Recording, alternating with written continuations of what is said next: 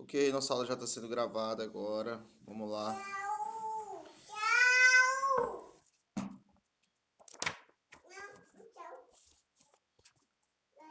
Convênio.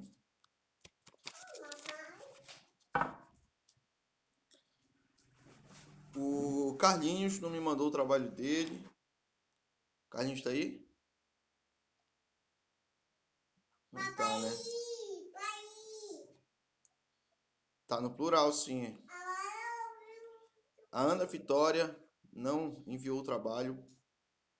O Bruno também não.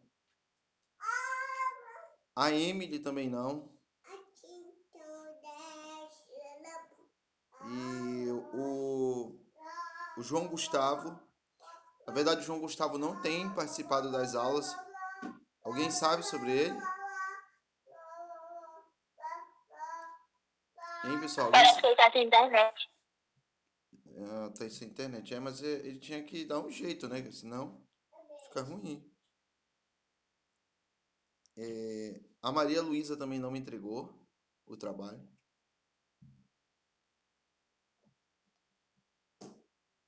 O Paulo também não. A Thaísa também não. Thaísa entrou agora. Não entregou o trabalho. O Vitor também não. O teu chegou na luna. O Alisson também não. Então, galera, eu queria saber. Eu queria saber por que esse trabalho não chegou. E eu vou dar o prazo máximo de hoje, até a meia-noite de hoje, até 11h59. Eu vou aceitar o trabalho. E outra coisa, sobre quem entregou o trabalho. Só quem entregou foi a Ana Clara, né? O Anderson, a Heloísa, o Gustavo entregou. A Luísa, a Nalanda e a Mariana entregaram. O Gustavo foi. Porém, muitos trabalhos não estavam como eu pedi. Eu fui bem claro no comando da questão. Eu expliquei para vocês como eu queria na aula, né? E chegou o trabalho Ctrl+C, Ctrl+V da internet. E não foi isso que eu pedi. Eu não pedi um trabalho da internet. Eu pedi para vocês fazerem um resumo com as suas palavras, de acordo com o entendimento de vocês. A meu ver, os únicos trabalhos que chegaram como eu esperava foi o da Nalanda e da Clarinha. Só. Que eu vi que elas escreveram de acordo com as palavras e entendimento delas. E vi muito trabalho Ctrl+C, Ctrl+V. E isso é inadmissível de quem está prestes a entrar no ensino superior. Quem vai fazer vestibular, quem ano que vem, se der tudo certo, vai estar numa faculdade, um trabalho Ctrl+C, Ctrl+V, é algo inadmissível. Tá? Se vocês forem fazer isso numa faculdade, pegarem um professor bem carrasco mesmo, ele vai dar uma esculhambação que vocês vão sair chorando de lá. Então, a gente não pode aceitar esse tipo de trabalho. Eu só não dei zero por consideração mesmo, né? Porque qualquer um pode fazer. Emily, é esse mesmo. Tá valendo 2 pontos esse aí. E vai ter um pré-teste também essa semana. Eu vou lançar essa semana. Então atentem-se para os prazos de vocês. Eu vou estar aumentando o prazo até hoje. Até o comando tá no vídeo? Não, Emily, não é no vídeo, tá? É uma atividade, tá? Em formato de atividade. E aí tem um comando lá. E aí você escreve lá mesmo o seu texto. Não precisa ser uma redação grande, mas um texto que seja de acordo com o que eu estou pedindo no comando lá. Tá? Procura uma atividade. Não é um material, não é um vídeo. Tá? Eu falei no vídeo, mas foi na nossa aula online. Eu falei, mas vai dar muito trabalho para te encontrar. Então é melhor ir lá na atividade e ler direitinho o comando. Então, galera, muita gente não fez, só metade da sala fez, e eu vou esperar até hoje, a não ser que alguém tenha uma justificativa muito boa, senão eu já não vou mais aceitar esse trabalho. Eu sei que a gente tem problemas técnicos de internet, de computador, de celular, mas vocês precisam lidar com isso, tá? E vamos lá. Alguém tem alguma dúvida sobre isso?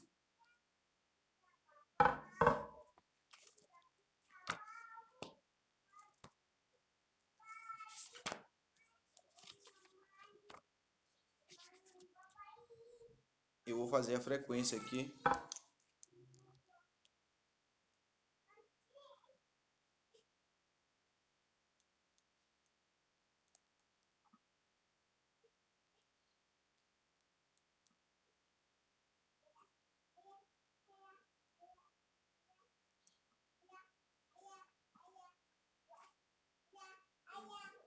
A gente tem aí presente a Ana Clara,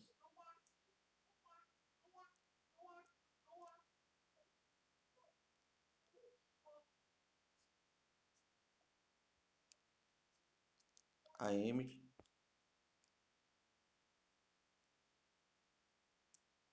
a Heloísa,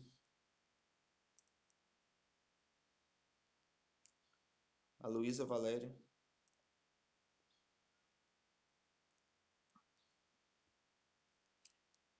a Thaís,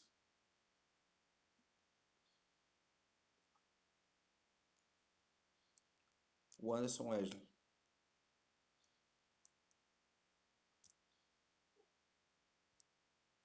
Então, por favor, se o ideal seria que tivesse um grupo onde tenha a professor e aluno, tá? Para a gente poder repassar as informações. Porque eu só participo de grupo de pais. E às vezes nem sempre dá para vocês receberem logo essas informações que eu preciso passar. Então, se tiver condição de vocês criarem um grupo, tem grupo, mas eu acho que eu não faço parte. Eu não faço parte. Qual é o nome desse grupo aí, Thaís?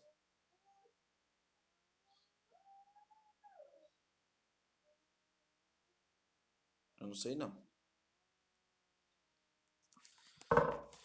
Enfim, vamos lá.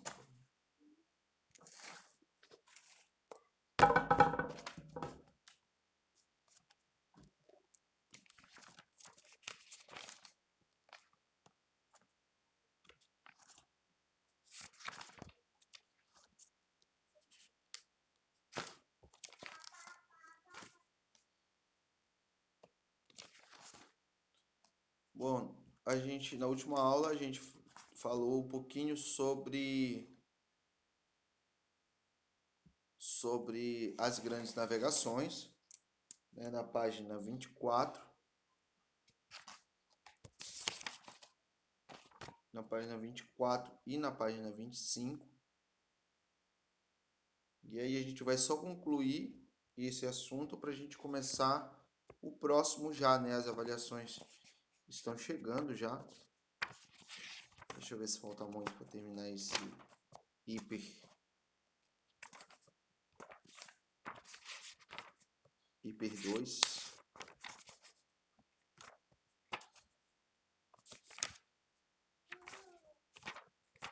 E ainda tem bastante coisa aí pela frente, né? Vamos lá. Eu falei um pouquinho, nós falamos sobre a expansão marítima, né? As grandes navegações, que foi o momento em que Portugal e depois Espanha ultrapassaram os limites conhecidos, né, conhecidos do oceano, principalmente do Oceano Atlântico, até alcançar primeiro novas rotas em busca de especiarias nas Índias, que hoje a gente chama de Ásia, era chamada de Índias. Descobriram então que poderia ser feito um trajeto contornando o continente africano, né? Que foi o chamado périplo africano. Dá a volta aqui por baixo, no Cabo da Boa Esperança, até chegar finalmente na Índia, em Calicut. Lá eles teriam acesso às especiarias e voltariam para revendê-las na Europa. Com o passar do tempo, essa expansão marítima passou a não visar apenas novas rotas, mas também novas terras. né, e chegando inclusive à América Central com Cristóvão Colombo em 1492 e chegando na América do Sul, mais precisamente no Brasil, no ano de 1500, né, no dia 22 de abril de 1500, que é comemorado o, vamos dizer assim, o descobrimento do Brasil. Embora a gente saiba hoje que esse termo descobrimento não é o melhor termo a ser utilizado. O Brasil já era habitado, já havia uma presença muito grande de indígenas, com uma cultura própria, religião e por aí vai. Então a gente já sabe hoje que esse termo ele não é o melhor a ser utilizado. Eu gostaria de finalizar aqui na página 25, né, com a consequência das grandes navegações. Para os europeus, a conquista e a colonização das áreas descobertas possibilitaram solucionar a crise do século XIV e impulsionaram de forma extraordinária o comércio. Para os povos conquistados, entretanto, significaram desarticulação econômica, escravidão, destruição cultural, submissão, empobrecimento e genocídio. A gente sabe disso, que os povos conquistados, tanto na América do Norte, quanto na América Central e na América do Sul, eles foram praticamente dizimados, né? Nos Estados Unidos, por exemplo, hoje já praticamente não existem mais indígenas, os chamados peles vermelhas. Eles foram quase que totalmente dizimados, extintos com a colonização inglesa. Na América Central também, apesar de. A gente está na página 25. Apesar de ainda haver uma predominância da etnia indígena nos traços dos bolivianos, dos mexicanos, da galera da Guatemala. Mesmo assim, a população originária ela foi praticamente toda dizimada. E no Brasil a gente teve um decréscimo aí de 3 a 5 milhões de índios que viviam aqui antes da chegada de Pedro Álvares Cabral, e hoje a gente tem apenas 300 mil, mais ou menos. 10% só da população originária indígena, graças ao genocídio, ao extermínio dos povos indígenas, e que até hoje enfrentam uma série de problemas, a gente sabe, para se manter, né, em questão de reserva cultural e tudo mais. Aí a gente tem as consequências das grandes navegações. A expansão das rotas comerciais em escala mundial, o mundo passou a ficar mais interconectado. O deslocamento do eixo econômico do mar Mediterrâneo para o Oceano Atlântico. A revolução dos preços, isto é, uma alta generalizada dos preços, provocada pela grande quantidade de ouro e prata vindos da América Espanhola. Tu quer andar no escorrega-bunda, né? É? Quer dar um oi aqui? Quer? Quer dar um oi? Dá um oi. Fala oi, pessoal. Escorrega a bunda? É, escorrega a bunda, é? De noite você vai, tá? A, B, D. É, você já tá lendo, é? Tá certo. Já quer estudar, é? Dá tchau, pessoal. Tchau, pessoal. Fala. Boa aula. Fala assim, boa aula. Torce pro Palmeiras, torce pro Palmeiras. Ah, tu torce pro Palmeiras, é? É, tá certo. Tchau. Vai lá, Cadu. Vai, dá tchau, aparece aí. Vai. É, já. Pera aí, galera, deixa eu só deixar essa menina aqui. Já volto, rapidinho. Pera aí.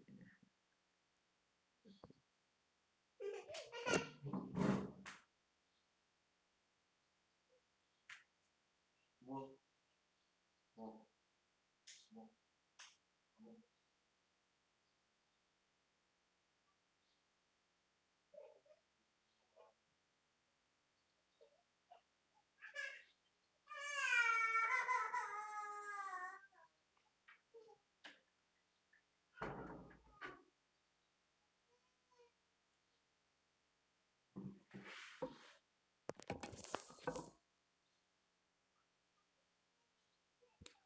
Pronto, galera. A Aurora é a minha cara, tá? Só pra deixar bem claro que não tem nada da família da mãe dela, não. Só da minha, de verdade. Vamos lá. Revolução dos preços, uma alta generalizada dos preços. Ampliação do cristianismo para fora da Europa, já que, no caso do Brasil, exatamente, por exemplo, a colonização veio acompanhada da catequização dos índios, né? A acumulação de capitais nas mãos da burguesia europeia, resultantes da exploração colonial, o fortalecimento dos estados modernos, parceiros da burguesia nos empreendimentos coloniais, a escravização e submissão violenta de milhares de indivíduos, principalmente da África e América, a catástrofe demográfica, pela violenta redução do número de habitantes dos territórios conquistados. A gente tem aqui algumas atividades que começam na página 25 e vão até a página 28, tá? Vou até anotar aqui, eu quero essas atividades, o gabarito delas no plural, vai valer 1 ponto, tá? Todo mundo tá ouvindo, tá ciente? Eu vou colocar lá no plural também, vai ter o comando, leiam direito o comando da questão. Vou até anotar que eu vou colocar desse jeito. Lá. Resolva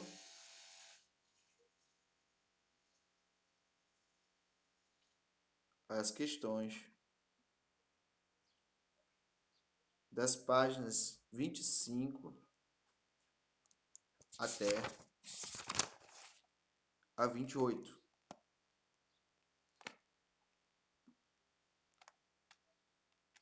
E coloque o gabarito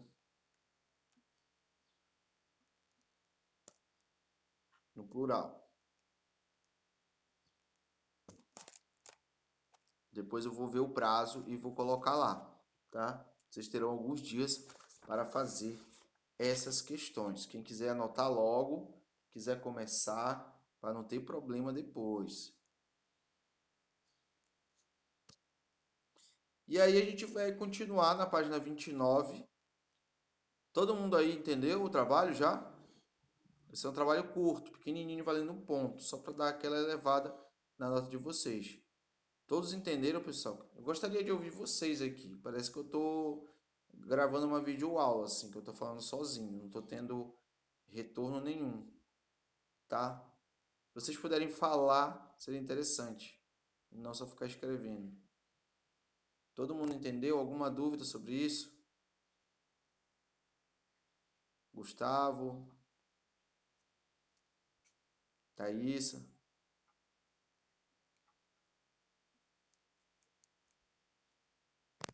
Bom, já vi que ninguém vai falar nada, né? Então, beleza.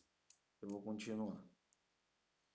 Passando para a página 29, a gente vai falar da continuidade, né? Já que esse assunto que a gente encerrou é sobre a chegada dos povos europeus à região da América, vamos entender um pouquinho como era esse mundo ameríndio, né? O mundo americano antes da chegada e o que aconteceu depois da chegada de portugueses, espanhóis, franceses e por aí vai. Página 29, o mundo ameríndio. Equivocadamente atribui-se o início da história da América à data de 12 de outubro de 1492, quando a expedição de Colombo aportou no continente. Essa visão historiográfica é adotada como se não houvesse uma história americana anterior. Ignoram-se com isso milênios de história e milhões de pessoas que viviam na América, divididos em diversos grupos étnicos. Maias, astecas, incas e outras culturas viviam em sociedades, algumas com notável desenvolvimento tecnológico, das quais restaram vestígios materiais que impressionam até hoje. Pesquisas antropológicas indicam uma origem asiática para os primeiros habitantes do continente americano. Vindos do norte da Ásia, teriam atravessado o Estreito de Bering durante a última era glacial. Povos de diferentes etnias alcançaram a América do Norte e, posteriormente, irradiaram-se pelo resto do continente. Outros pesquisadores defendem a ideia de que grupos humanos teriam atingido o continente pelo sul do Oceano Pacífico, vindos da Polinésia. Isso aqui é tudo teoria, tá, pessoal? A gente não tem ainda uma, uma certeza sobre como foi essa chegada do homem no continente americano. Na página 30, continuando a leitura, há dúvidas também quanto à data de ocupação do continente americano. Durante certo tempo, afirmou-se que os primeiros seres humanos chegaram à América há aproximadamente 10 mil anos. Novas descobertas, todavia, estão alterando o marco inicial dessa ocupação, e hoje muitos cientistas acreditam que o fato ocorreu há 30 ou até 50 mil anos.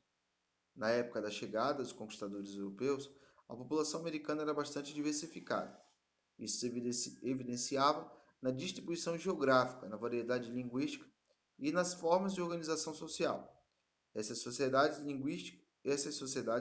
podem ser agrupadas em três categorias: as sociedades caçadoras e coletoras, as sociedades agrícolas sem produção de excedente e as altas civilizações. As sociedades caçadoras e coletoras eram aquelas que viviam de forma nômade, né? Aquela que eles só sabiam extrair da natureza aquilo que a natureza fornecia, e depois que eles esgotavam os, todos os recursos daquela região, eles migravam para outra região. Eles não sabiam, por exemplo, não dominavam a agricultura, eles não sabiam plantar, eles só sabiam coletar e caçar. Já as sociedades agrícolas, sem produção excedente, era aquela que eles sabiam, eles dominavam a agricultura, eles sabiam plantar, mas era um plantio para subsistência, o que significa que não era para venda, não era para comercialização, e sim para consumo próprio. Os tupis guaranis praticavam agricultura rudimentar, com instrumentos de pedra, por exemplo. Os aruaques usavam enxada de madeira e técnicas mais elaboradas de utilização do solo, mas nenhum praticava comércio. Todos esses aí citados apenas produziam o suficiente para a sobrevivência. E as altas civilizações, sociedade dotada de estados organizados e diversificação social, conheceu a propriedade e produção de excedentes, ou seja, eles produziam para venda, não só para consumo próprio. Praticavam frequentemente sacrifícios animais e humanos. A gente vai falar mais sobre isso depois. Os exemplos mais conhecidos das altas civilizações são os maias, os astecas e os incas. Justamente esses são os nossos principais objetos de estudo nesse capítulo. E vamos falar também um pouquinho sobre...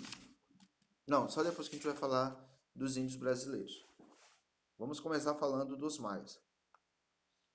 Desde pelo menos 3000 a.C., os maias habitavam uma região batizada pelos pesquisadores de Mesoamérica, a qual abarca territórios da América Central e da Península Mexicana de Yucatán. Sua principal atividade econômica era a agricultura, principalmente o cultivo do milho, na qual eram empregadas técnicas de irrigação em terras pertencentes ao Estado. Havia uma complexa estratificação social. Os privilégios acumulados pela aristocracia davam aos seus integrantes poder político e militar.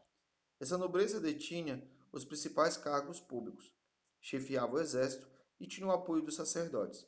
Formados por trabalhadores livres, as camadas mais pobres sustentavam os grupos da elite, pagavam diversos impostos, participavam da construção de obras públicas e prestavam serviço militar. Os escravos, quase sempre prisioneiros de guerra, ocupavam posições inferiores. A gente nota aqui uma semelhança bem grande com os antigos egípcios, né? Uma sociedade bastante estratificada, bem organizada do ponto de vista social, onde havia um poder muito grande exercido pelos sacerdotes, havia a construção de obras públicas, até como pirâmides. Então a gente vê uma semelhança realmente muito grande com a civilização do Antigo Egito. E falando do ponto de vista cultural, ela também é quase tão rica ou tão rica quanto o Egito foi também. Conhecidos guerreiros, Os maias subjugaram vários povos do istmo centro-americano. Com os recursos originados da exploração das populações vencidas, a civilização maia construiu ricas cidades, dotadas de planejamento urbano, arquitetura e engenharia avançadas. Esse é um ponto muito interessante que contesta totalmente aquela ideia de que a América só começou a ter história com a chegada de Colombo. Isso é uma mentira.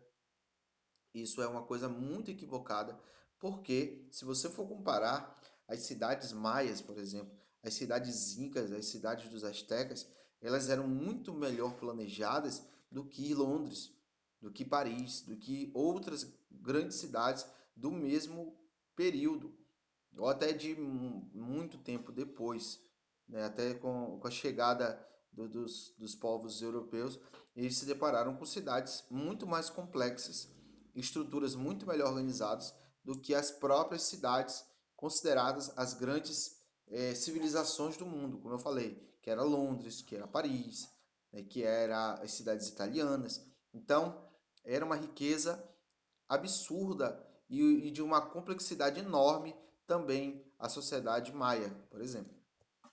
A produção cultural dos maias, a produção cultural fez dos maias o que alguns especialistas chamam os gregos da América. Esculturas, escrita de tipo hieroglífico, calendários sofisticados, conhecimento de astronomia, representação matemática do zero,